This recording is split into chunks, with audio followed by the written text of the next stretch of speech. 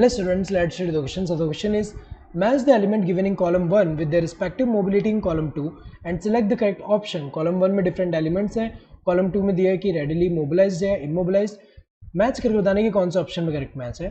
सबसे पहले अगर हम देखें प्लांट में जो ओल्डर पार्ट होगा, ओल्डर पार्ट में जब सीनेसेंस होता है, ओल्डर पार्ट में जब सीनेसेंस होगा तो कुछ जो एलिमेंट्स होंगे वो अगर हम देखें यहाँ से मूव करके यंगर पार्ट में चले आएंगे और कुछ जो है वो मूव नहीं कर पाएंगे. तो अगर हम देखें प्लांट में इनिशियली जब यहाँ पे मिनरल का जब एब्जॉर्प्शन होता है, यहाँ पे सॉइल से जब एब्जॉर्प्शन होता है यहाँ पे मिनरल्स का, सो मिनरल्स डिफरेंट पार्ट में जा रहे हैं यहाँ पे.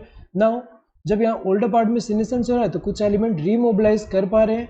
रीमोबिलाइज होके अगर हम देखें ये यंगर पार्ट में जा रहे हैं, यंगर पार्ट में तो कुछ एलिमेंट जो होते हैं वो क्या कर पाते हैं, रीमोबिलाइजेशन कर पाते हैं. तो ये कौन से होंगे, मोबिलाइज्ड होंगे, मोबिलाइज्ड एलिमेंट होंगे.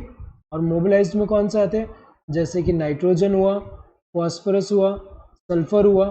कुछ जो एलिमेंट्स होते हैं वो रीमोबिलाइजेशन नहीं कर पाते क्योंकि वो जो है स्ट्रक्चरल कंपोनेंट का पार्ट है. जैसे कि अगर हम देखें कैल्शियम जो है ये क्या है, स्ट्रक्चरल कंपोनेंट का पार्ट है. स्ट्रक्चरल कंपोनेंट का पार्ट होने की वजह से अगर हम देखें तो ये जो है ये रीमोबिलाइज नहीं कर पा रहा, रीमोबिलाइजेशन नहीं कर पा रहा है. तो अगर हम देखें यहाँ पे जो नाइट्रोजन है ये तो रेडिली मोबिलाइज्ड है, कैल्शियम इमोबिलाइज्ड है, फॉस्फोरस रेडिली मोबिलाइज्ड, सल्फर भी क्या है, रेडिली मोबिलाइज्ड. तो अगर हम देखें ए का क्या होना चाहिए 1, बी का 2 एंड सी का क्या होना चाहिए, सी का अगर हम देखें फर्स्ट एंड सल्फर का भी क्या है, ये डी का भी क्या है फर्स्ट है. तो अगर हम देखें ए का क्या होना चाहिए फर्स्ट, इन तीनों में दिया है, इसमें सेकंड दिया तो ये गलत है. बी का क्या होना चाहिए सेकंड, बी का सेकंड इन दोनों में दिया है, इसमें फर्स्ट दिया तो ये गलत है.